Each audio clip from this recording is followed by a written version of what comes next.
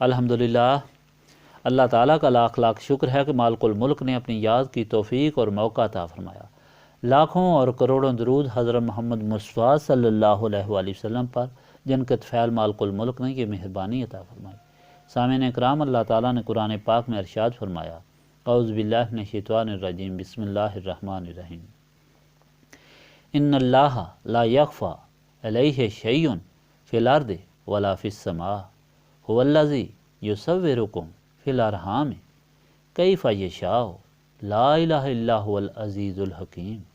هو الذی انزل علیک الکتاب منہ آیات محکمات ہن ام الکتاب واخر متشابہات فاما الذین فی قلوبہم زیغ فیتبعون ما تشابہ منہ ابتغاء الفتنۃ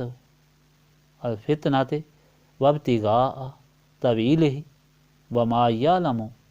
تأویلہ الا اللہ والراسخون فی العلم یقولون آمنا بہ کل من عند ربنا وما یذکر الا اولو الالباب ربنا لا تزغ قلوبنا بعد اذ ہدیتنا وہب لنا من لدنک رحمۃ انک انت الوہاب ربنا انک جامع الناس لیوم لا ریب فیہ ان اللہ لا یخلف المیعاد۔ کوئی چیز بھی آسمانوں اور زمین میں اللہ تعالیٰ پر مخفی نہیں۔ وہی ہے جو ماں کے پیٹ میں جس طرح چاہتا ہے تمہاری شکل بناتا ہے، اس کے بغیر کوئی عبادت کے لائق نہیں۔ وہ غالب حکمت والا ہے۔ وہی ہے جس نے آپ صلی اللہ علیہ وآلہ وسلم پر اپنی کتاب نازل فرمائی، جس میں محکم آیات ہیں جو کتاب کی اصل ہیں۔ اس میں کچھ متشابہات بھی ہیں، اور وہ لوگ جن کے دلوں میں کجی ہوتی ہے وہ ہمیشہ متشابہ آیات کی تلاش میں رہتے ہیں تاکہ وہ فتنہ برپا کریں یا اپنے مطلب کا غلط معنی نکالیں، اور ان منشابہات کا علم سوائے اللہ تعالیٰ کے کوئی متشابہات کا علم سوائے اللہ تعالیٰ کے کوئی نہیں جانتا۔ اور جو پختہ علم والے ہیں وہ تو یہ کہتے ہیں کہ یہ جو کچھ ہے ہم سب پر ایمان لائے ہیں، سب ہمارے رب کی طرف سے ہے، اور اسے وہی قبول کرتے ہیں جو عقل والے ہیں۔ اے ہمارے رب، ہمیں صراط مستقیم دکھانے کے بعد اب ہمارے دلوں کو ٹیڑھا نہ کرنا، اور ہمیں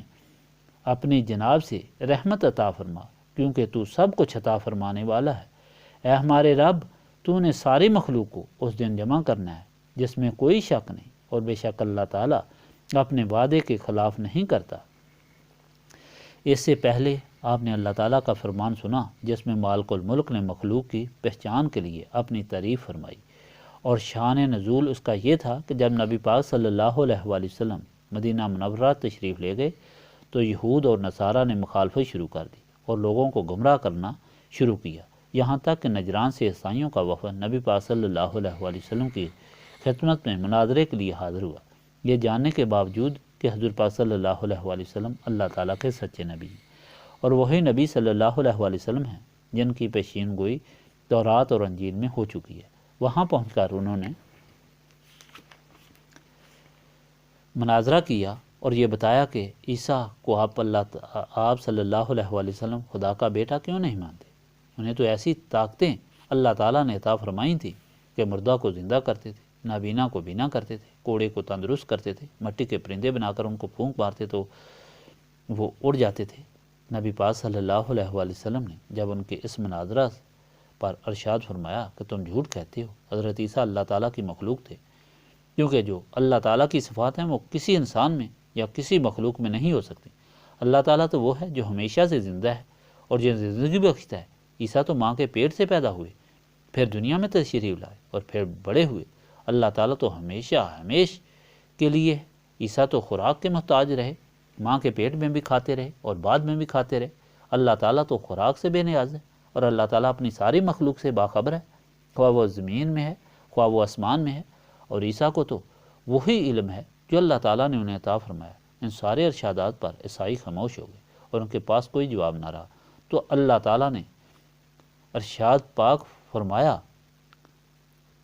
جو میں نے آپ کو سنایا کہ مالک الملک وہ اللہ تعالیٰ ہے جو زمین و آسمان کا مالک ہے، جو خود زندہ ہے، جو زندگی بخشتا ہے، اور اس نے ساری مخلوق پیدا کی اور اس کی ہدایت کا سامان پیدا فرمایا اور ان کی ہدایت کے لیے ہی تورات اور انجیل عطا فرمائی اور پھر قرآن پاک عطا فرمایا۔ تو جن لوگوں نے قرآن پاک کو پڑھا اور اسی کو سمجھا کہ یہ فرقان ہے، حق اور باطل میں تمیز کرنے والا ہے، اللہ تعالیٰ کی سچی کتابوں اور رسولوں کی اس نے تصدیق کی، لیکن تجرو لوگوں نے آسمانی کتابوں میں رد و بدل کر دیا اور اس میں ملاوٹ کر دی۔ قرآن پاک نے اسے بھی وضاحت سے بیان کر دیا، اور وہ یہ حقیقت تھی کہ اللہ تعالیٰ نے قرآن پاک میں یہ فرما دیا کہ اللہ تعالیٰ نہ کسی کا بیٹا ہے نہ اس کا کوئی بیٹا ہے، وہی مالک ہے، وہی خالق ہے، وہی معبود ہے، وہی عطا کرنے والا ہے، اور اس نے یہ ساری ہدایتیں اپنی کتابوں کے ذریعے اپنے رسولوں کو عطا فرمائیں، اور رسولوں نے ان ہدایتوں کو مخلوق تک پہنچایا۔ ان ہدایتوں سے صرف ان لوگوں نے فائدہ اٹھایا جنہوں نے وقت کے رسول کی نسبت تابعداری اور غلامی حاصل کی، اور جنہوں نے رسولوں کی نسبت حاصل نہیں کی ان کے قلوب پر شیطان نے قبضہ کر لیا اور انہیں گمراہ کر دیا، اور یہاں تک گمراہ کر دیا کہ ہدایت پر رہنا یا ہدایت پر لانا تو کجا، خود ان ہدایت والی کتابوں میں ہی بہت سارا رد و بدل کر دیا، بے انتہا تحریف کر دی۔ لیکن قرآن پاک جب نازل ہوا تو اس نے یہ حقیقت لوگوں پر واضح فرما دی، اس لیے قرآن پاک کو فرقان حمید کہا جاتا ہے کہ حق اور باطل میں اس نے تمیز کر دی، اور ساتھ یہ فرما دیا کہ اتنی کھلی نشانیاں عطا ہونے کے بعد اب بھی جو شخص اللہ تعالیٰ کے حکم کے مطابق نہیں چلے گا تو وہ یہ نہ سمجھے کہ اللہ تعالیٰ صرف رحمان اور رحیم ہے، اللہ تعالیٰ سخت عذاب دینے والا بھی ہے، وہ ہر ایک سے حساب بھی لے گا، سخت عذاب بھی دے گا۔ یہ ارشاد پاک آپ کو پچھلی دفعہ سنائے تھے کہ جن کا خلاصہ میں نے آپ کو بتایا۔ اب اللہ تعالیٰ کا جو ارشاد پاک میں نے آپ کے سامنے بیان کیا ہے وہ اسی ارشاد پاک کا حصہ ہے کہ جو اللہ تعالیٰ نے اپنی تعریف فرمائی اور اس نے یہ ثابت فرمایا کہ جو رسول ہیں وہ بے شک بلند درجات والے ہیں، ان کو اللہ تعالیٰ نے درجات عطا فرمائے، وہ اللہ تعالیٰ نہیں نہ اللہ تعالیٰ کے بیٹے ہیں، بلکہ اللہ تعالیٰ خالق ہے اور اللہ تعالیٰ کی مخلوق ہیں، وہ اللہ تعالیٰ کی مخلوق ہیں۔ عیسیٰ ہو، موسیٰ ہو یا کوئی اور پیغمبر، وہ سب اللہ تعالیٰ کے رسول ہیں، وہ بے شک بڑے درجات والے ہیں، ان کا ادب کرنا ضروری ہے، ان کا لحاظ کرنا ضروری ہے، ان کے حکم کو ماننا ضروری ہے، لیکن یہ خیال کرنا کہ وہ اللہ تعالیٰ کے شریک ہیں، یہ کفر ہے، یہ شرک ہے، عظیم گناہ ہے، اللہ تعالیٰ پر بہت بڑا بہتان ہے اور عذاب عظیم کا ذریعہ ہے۔ وہ سب اللہ تعالیٰ کی مخلوق تھے، اور نبی پاک صلی اللہ علیہ وآلہ وسلم بھی اللہ تعالیٰ کی مخلوق ہیں، اور اللہ تعالیٰ سب کا خالق ہے۔ اللہ تعالیٰ عطا کرنے والا ہے اور اس کے رسول لینے والے ہیں، اللہ تعالیٰ ہی عبادت کے لائق ہے اور اس کی طرف بلانے والے ہیں، اس کے رسول ہیں۔ یہ ارشاد پاک اللہ تعالیٰ نے اپنے پہلے ارشاد پاک کے ساتھ ملا کر بیان فرمایا، اور یہ فرمایا کہ دیکھو اللہ تعالیٰ کی یہ تعریف ہے کہ اس پر کوئی چیز مخفی نہیں،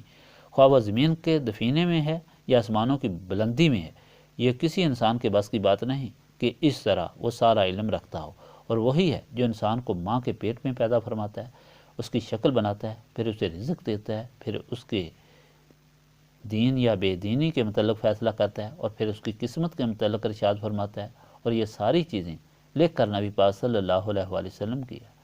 حدیث ہے کہ وہ اس بچے کے گلے میں ڈال دی جاتی ہیں، اور موت تک اس کے گلے میں اس کی یہ ساری تقدیر رہتی ہے، یہ کسی دوسرے انسان کے بس کی بات نہیں۔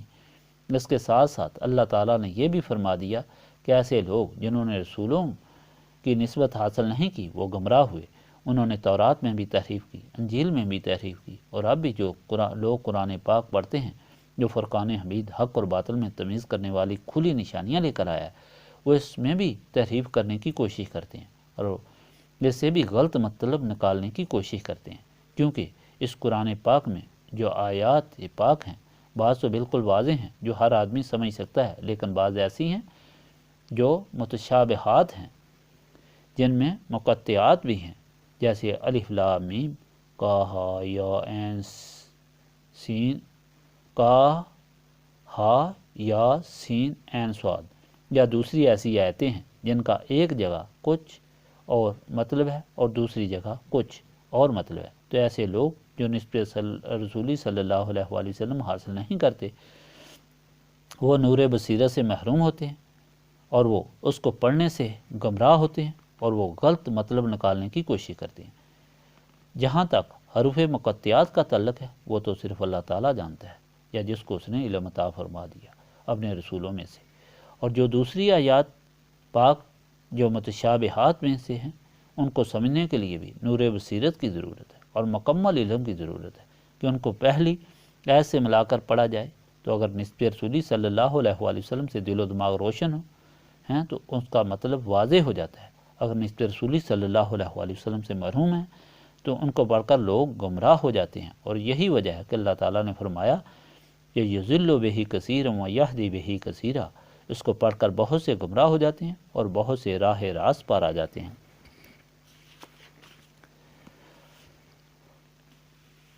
اور متشابہات کی آیات میں سے آپ کو بتاتا ہوں کہ نبی پاک صلی اللہ علیہ وآلہ وسلم کے متعلق اللہ تعالیٰ نے یہ ارشاد فرمایا کہ لَقَدْ مَنَّ اللَّهُ عَلَى الْمُؤْمِنِينَ إِذْ بَعَثَ فِيهِمْ رَسُولًا مِّنْ أَنفُسِهِمْ يَتْلُو عَلَيْهِمْ آيَاتِهِ وَيُزَكِّيهِمْ وَيُعَلِّمُهُمُ الْكِتَابَ وَالْحِكْمَةَ وَإِنْ كَانُوا مِنْ قَبْلُ لَفِي ضَلَالٍ مُّبِينٍ۔ بے شک اللہ تعالیٰ نے مومنین پر احسان فرمایا کہ انہی میں سے ایک رسول بھیجا جو ان کو اللہ تعالیٰ کی آیات اور نشانیاں بتاتا ہے، ان کے باطنوں کو پاک اور صاف کرتا ہے، اور انہیں کتاب اور حکمت کی تعلیم دیتا ہے، اور اس سے پہلے لوگ کھلی گمراہی میں تھے۔ اس سے یہ ثابت ہوا کہ اگر انسان کی پاکیزگی بھی ہے تو وہ نبی پاک صلی اللہ علیہ وآلہ وسلم کے طفیل ہے، روشنی ہے تو نبی پاک صلی اللہ علیہ وآلہ وسلم کے طفیل ہے، اگر علم ہے تو نبی پاک صلی اللہ علیہ وآلہ وسلم کے طفیل ہے، اگر اللہ تعالیٰ سے تعلق ہے تو نبی پاک صلی اللہ علیہ وآلہ وسلم کے طفیل ہے، اللہ تعالیٰ کی پہچان ہے تو نبی پاک صلی اللہ علیہ وآلہ وسلم کے طفیل ہے۔ اور دوسری جگہ میں اللہ تعالیٰ ارشاد فرماتا ہے قُلْ انما انا بشر مثلکم یوحی الی انما الہکم الہ واحد۔ ان کو کہہ دو کہ میں تمہاری طرح بشر ہوں، مجھ پر تو صرف وحی نازل ہوتی ہے، اور یہ کہ تمہارا معبود تین تنہا ہے۔ جو لوگ نسبت رسولی صلی اللہ علیہ وآلہ وسلم سے محروم ہیں ان کی عقلوں پر پردہ چھا گیا، شیطان اور نفس نے ان کے قلوب پر قبضہ کر لیا، اور انہوں نے یہ عقیدہ بنا لیا کہ نبی پاک صلی اللہ علیہ وآلہ وسلم تو ہماری طرح ایک بشر تھے۔ خدا خود حضور پاک صلی اللہ علیہ وآلہ وسلم کو ہدایت فرما رہا ہے کہ لوگوں کو کہہ دو کہ میں تمہاری طرح ہی بشر ہوں۔ وہ ہماری طرح بشر تھے، صرف اللہ تعالیٰ کا پیغام لائے جو انہوں نے پہنچا دیا، اور اب نعوذ باللہ وہ فوت ہو گئے اور مٹی سے مٹی ہو گئے۔ ان کا یہ عقیدہ صرف اسی وجہ سے ہے کہ وہ نسبت رسولی صلی اللہ علیہ وآلہ وسلم سے محروم ہیں، اور ان کی عقلوں پر پردہ پڑ گیا، جس کی وجہ سے شیطان نے قبضہ کر لیا، اور نہ اگلی ورنہ اگر پچھلی آیت کو دیکھیں تو انہیں معلوم ہو جائے کہ اگر اللہ تعالیٰ کے رسول صلی اللہ علیہ وآلہ وسلم جنہوں نے مخلوق کو پاک کرنا ہے وہ ختم ہو گئے تو اس کا مطلب یہ ہے کہ ہمیشہ کے لیے پاکیزگی ختم ہو گئی۔ اگر اللہ تعالیٰ کے رسول جنہوں نے اللہ تعالیٰ کی نشانیاں بتانی ہیں اور علم سکھانا ہے اگر وہ ختم ہو گئے تو پھر اللہ تعالیٰ کی پہچان بھی ختم ہو گئی، اور پھر اسی طرح وہ اللہ تعالیٰ کے رسول جنہوں نے خدا کی طرف بلانا ہے اگر وہ ختم ہو گئے تو پھر اللہ تعالیٰ کی طرف کا راستہ ختم ہو گیا، اور اللہ تعالیٰ کے رسول جن کو اللہ تعالیٰ نے روشن کرنے والا چراغ بنا کر بھیجا ہے وہ ختم ہو گئے تو پھر روشنی ختم ہو گئی۔ اس طرح خدا سے تعلق بھی ختم ہو گیا، خدا کی پہچان بھی ختم ہو گئی، اور مخلوق کی ہدایت بھی ختم ہو گئی۔ لیکن یہ سب کچھ ختم نہیں ہوا، وہ لوگ نسبت رسولی صلی اللہ علیہ وآلہ وسلم کی محرومی کی وجہ سے خود ختم ہو جاتے ہیں اور اس طرح گمراہ ہو کر مر جاتے ہیں، ورنہ یہ کس طرح کوئی کہہ سکتا ہے کہ وہ ہستی کامل جو باطنوں کو پاک کرنے والی ہے، جو علم الہی سکھانے والی ہے، جو اللہ تعالیٰ سے ملانے والی ہے، وہ ان سیاہ باطنوں کی مانند ہو سکتی ہے؟ کوئی بشر ایسا ہے کہ جو چاند کو اشارے سے 2 ٹکڑے کر دے؟ کوئی بشر ایسا ہے جو اشارے سے سورج کی گردش کو روک دے؟ کوئی بشر ایسا ہے کہ جس کے پسینے سے خوشبو آتی ہو؟ کوئی بشر ایسا ہے کہ جس کے لاب دہن سے شعب چشم دور ہو جائے؟ کوئی بشر ایسا ہے کہ جو پانی کی نہریں اپنی انگلیوں سے بہا دے؟ کوئی بشر ایسا ہے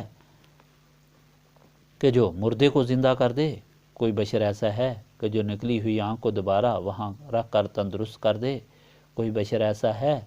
جو کٹی ہوئی زبان کو واپس منہ میں رکھ کر اس طرح تندرست کر دے؟ کوئی بشر ایسا ہے کہ جو ایک پل میں مکہ معظمہ سے بیت المقدس تک 600 میل دور چلا جائے؟ کوئی بشر ایسا ہے کہ جو ساتوں آسمانوں کی سیر ایک رات میں کر لے، کوئی بشر ایسا ہے جو قیامت کے دن سب کا شافع اور سب کا رہبر ہوگا اور مقام محمود پر متمکن ہوگا؟ وہ دن کہ جس دن پیغمبر بھی شفاعت کے لیے محتاج ہوں گے اور مخلوق خدا بھی پریشان ہوگی، تمام بشر پریشان ہوں گے، سب کی شفاعت کرنے والا ہی وہ افضل البشر، شافع محشر اور سید الرسل صلی اللہ علیہ وآلہ وسلم ہے، جس کو اللہ تعالیٰ نے سب کا ہاتھی بنا کر بھیجا ہے۔ بات صرف اتنی ہے کہ ان کم عقلوں کی سمجھ میں یہ بات نہیں آئی کہ اللہ تعالیٰ نے اپنے رسولوں کو بہت بلند درجات عطا فرمائے، اور ایسے درجات عطا فرمائے جس کا ذکر اللہ تعالیٰ نے قرآن پاک میں فرمایا کہ تلک الرسول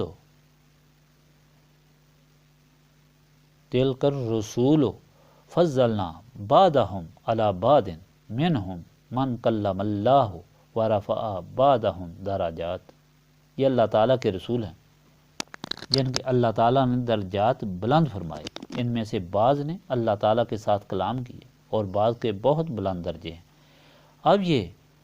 درجات جو اللہ تعالیٰ نے اپنے رسولوں کو عطا فرمائے تو شیطان نے مخلوق خدا کو گمراہ کر دیا، اور انہوں نے یہ سمجھ لیا کہ جب صرف حضرت عزیر نے تورات اس کے گم ہونے کے بعد زبانی سنا دی تو یہودیوں نے عزیر کو اللہ تعالیٰ کا بیٹا بنا لیا، اور عیسیٰ نے جب مٹی کا پرندہ بنا کر اس میں پھونک مار دی اور وہ زندہ ہو گیا، مردے کو حکم دیا تو وہ زندہ ہو گیا، نابینا کو حکم دیا تو وہ بینا ہو گیا، تو لوگوں نے انہیں بھی اللہ تعالیٰ کا بیٹا بنا لیا اور سب گمراہ ہو گئے۔ نبی پاک صلی اللہ علیہ وآلہ وسلم کی ذات پاک جن میں وہ تمام معجزات موجود تھے اور کئی گنا اور زیادہ معجزات تھے، آپ کو مخیر العقول طاقت حاصل تھی، لیکن شیطان نے پھر مخلوق خدا کو گمراہ کر کے یہی ان کے دماغ میں ڈال دیا کہ یہ نبی صلی اللہ علیہ وآلہ وسلم جتنی طاقت والے ہیں، جو سب نبیوں کے درجات رکھنے والے ہیں، سب معجزات کے مالک ہیں، یہ نعوذ باللہ خدا ہے۔ شیطان کے راستے کو روکنے کے لیے مخلوق خدا کو ہدایت دی گئی کہ نبی پاک حضرت محمد صلی اللہ علیہ وآلہ وسلم بشر اسی طرح ہیں جس طرح باقی مخلوق، اللہ تعالیٰ خالق ہے اور نبی پاک صلی اللہ علیہ وآلہ وسلم اس کی مخلوق ہیں۔ اللہ تعالیٰ عطا کرنے والا ہے اور نبی پاک صلی اللہ علیہ وآلہ وسلم لینے والے ہیں، اور یہ بلند درجات اللہ تعالیٰ نے انہیں عطا فرمائے ہیں۔ اللہ تعالیٰ تو ایسا ہے کہ جس کے سوا اور کوئی معبود نہیں، جس کا کوئی بیٹا نہیں اور نہ وہ کسی کا بیٹا ہے۔ سامعین کرام، یہ سب کچھ سمجھانے کے بعد اور ان ارشادات کا مطالعہ کرنے کے بعد جو بات سمجھ میں آتی ہے وہ یہ ہے کہ شروع سے لے کر اس وقت تک اور قیامت تک یہی عمل کار فرما رہے گا کہ یہ تمام باتیں سمجھنے کے لیے نور بصیرت کی ضرورت ہے، اور نور بصیرت نسبت رسولی صلی اللہ علیہ وآلہ وسلم سے حاصل ہوتا ہے۔ جن لوگوں نے نسبت رسولی صلی اللہ علیہ وآلہ وسلم حاصل نہیں کی، انہوں نے وہ کتابیں جن سے انسان ہدایت حاصل کرتا ہے انہیں میں رد و بدل کر دیا، اور وہ کتاب جو حق اور باطل میں تفریق کرنے کے لیے آئی تھی اس کی آیات میں بھی انہوں نے اپنی تدبیریں اور تعویلیں شروع کر دیں۔ تو اس لیے یہ بات ثابت ہو جاتی ہے کہ نسبت رسولی صلی اللہ علیہ وآلہ وسلم کے بغیر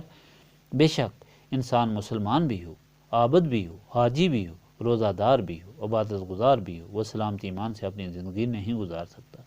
کیونکہ ہر قدم پر شیطان اس کے ساتھ دشمنی کرتا ہے اور اسے گمراہ کرنے کی کوشش کرتا ہے۔ شیطان کی چالوں سے وہی واقف ہو سکتا ہے جس کا دل و دماغ روشن ہو، اسے معلوم ہو جاتا ہے کہ یہ صحیح رستہ ہے اور یہ غلط ہے، اور مجھے یہ بتا رہا ہے یہ شیطان ہے، اور رحمان کا جو حکم ہے وہ یہ ہے۔ اس تمیز کے لیے نسبت رسولی صلی اللہ علیہ وآلہ وسلم ضروری ہے، اور نسبت رسولی صلی اللہ علیہ وآلہ وسلم ان لوگوں کو حاصل ہوتی ہے جو اپنے سینوں کو پاک کر لیتے ہیں اور سینے اللہ تعالیٰ کی یاد سے پاک ہوتے ہیں، اور یہی اس محفل کی غرض و غایت ہے۔ اس لیے سب لوگوں کو پیر صاحب فرمایا، اسی لیے سب لوگوں کو یہاں بلا کر بٹھایا جاتا ہے کہ اگر سلامتی ایمان سے اپنی زندگی گزارنا چاہتے ہو اور دونوں جہانوں کے غموں سے نجات چاہتے ہو، دونوں جہانوں کی خوشیاں حاصل کرنا چاہتے ہو، تو نسبت رسولی صلی اللہ علیہ وآلہ وسلم کے طالب رہو، نسبت رسولی صلی اللہ علیہ وآلہ وسلم کے لیے التجا کرو۔ اگر نسبت رسولی صلی اللہ علیہ وآلہ وسلم مل گئی تو پھر تم سلامتی ایمان سے زندگی گزار سکو گے، اللہ تعالیٰ کے سچے بندے اور رسول پاک صلی اللہ علیہ وآلہ وسلم کے صحیح غلام بن جاؤ گے، اور اگر اللہ تعالیٰ کے صحیح بندے بن جاؤ گے تو پھر تمہیں نہ کسی چیز سے خوف رہے گا اور نہ کسی چیز سے ڈر رہے گا۔ اللہ تعالیٰ وہ ہے جو وحدہ لا شریک ہے، جس کی سلطنت اس دنیا میں بھی ہے اور آخرت میں بھی ہے، جس کی اجازت کے بغیر ایک پتا نہیں ہل سکتا، جس کے علم میں ہر چیز موجود ہے، خواہ سمندر کی تہہ میں ہے یا زمین کے دفینے میں ہے یا آسمان کی بلندیوں میں ہے، ایسا مالک، ایسا خالق جو ہر وقت زندہ ہے، جو ہر وقت دیکھتا ہے، ہر چیز جس کے اختیار میں، وہ ہر چیز دیکھتا ہے، سنتا ہے، جو اس کا غلام بن جائے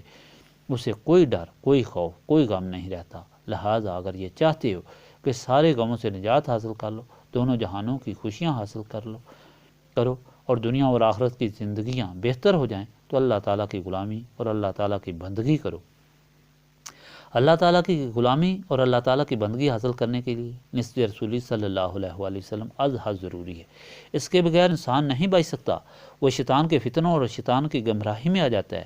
اسی لیے یہاں بٹھا کر اللہ تعالیٰ کی یاد کرائی جاتی ہے، تاکہ سارے مل کر اللہ تعالیٰ کی یاد کریں، ان کے سینے پاک ہو جائیں، نسبت رسولی صلی اللہ علیہ وسلم سے مالا مال ہو جائیں، اور اس طرح یہاں سے لوٹیں تو دونوں جہانوں کے غموں سے آزاد ہو کر اور دونوں جہانوں کی خوشیوں سے جھولیاں بھر کر جائیں۔ لیکن وہ شیطان جو شروع سے انسان کا دشمن ہے، اس پاک موقع پر، اس قیمتی اور نادر موقع پر بھی کوشش کرتا ہے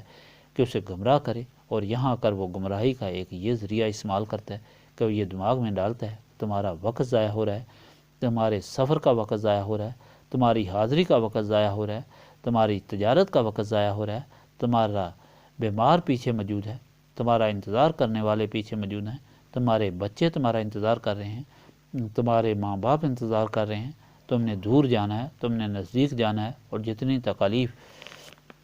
اور مصائب ہیں وہ شیطان بار بار یاد دلاتا ہے، تاکہ اس محفل میں بیٹھے ہوئے بھی اللہ تعالیٰ کی طرف سے توجہ ہٹا کر دنیا کی طرف کر لیں،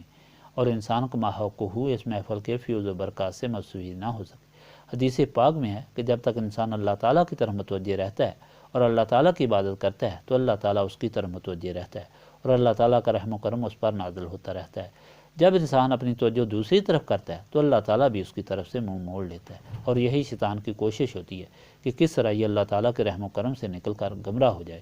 اور ان فیوز و برکات سے محروم ہو جائے۔ اسی لیے اللہ تعالیٰ نے اگر آپ کو یہ موقع عطا فرمایا ہے کہ آپ اس محفل میں آئے ہیں، تو اس محفل میں بیٹھے ہوئے آپ کو اللہ تعالیٰ کی طرف اس خیال اور یقین سے متوجہ ہونا چاہیے کہ اللہ تعالیٰ وہ اللہ تعالیٰ ہے جس کی اجازت کے بغیر ایک پتہ بھی نہیں ہل سکتا۔